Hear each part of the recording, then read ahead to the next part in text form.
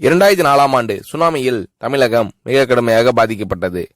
2004இல் சுனாமியில் தமிழகத்தில் மட்டும் 6065 பேர் இறந்தார்கள். 88 கிராமங்கள் நிலைகுலைந்து அழிந்து போனது. இந்த சூழ்நிலையில் அம்மா அவர்கள் எடுத்த நடவடிக்கையால் 10 கிராமங்களுக்கு ஒரு அமைச்சர், ஒரு IAS அதிகாரி, ஒரு PRO என்ற ஒரு குழுவை அமைத்து உலக வரலாற்றிலேயே இது போன்ற மீட்பு நடவடிக்கை இருந்திருக்காது என்ற அளவில் 3 நாளில் பாதிக்கப்பட்ட கிராமங்களுக்கு மின்சாரம் வழங்கப்பட்டது. குடிநீர் வசதி செய்து தரப்பட்டது. இந்த மின்னல் வேக நடவடிக்கையால் அப்போதிருந்த இந்திய ஜனாதிபதி அப்துல் கலாம் மற்றும் அமெரிக்காவின் முன்னாள் அதிபர் கிளின்டன் ஆகியோரின் பாராட்டுகளை அம்மாவின் அரசு பெற்றது. அழுத கண்களை துடைக்கும் கரம் கொண்டவர் அம்மா அவர்கள். ஆண்டவன் யாரோ ஒரு நபர் மூலமாக வருவார்.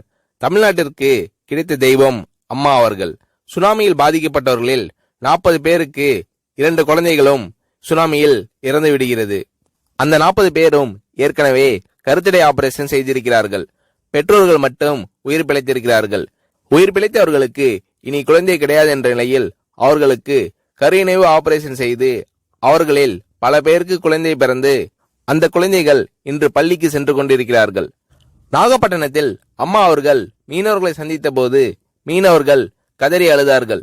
அவர்களிடம் அம்மா அவர்கள், நான் இருக்கிறேன், நீங்கள் கவலைப்படாதீர்கள், இழந்து போன உயிரை தவிர மீதி அனைத்தையும் நான் உங்களுக்கு தருவேன் என்று அவர்களுக்கு தேவையான அனைத்து உதவிகளையும் செய்து தந்தார் அம்மா அவர்கள்.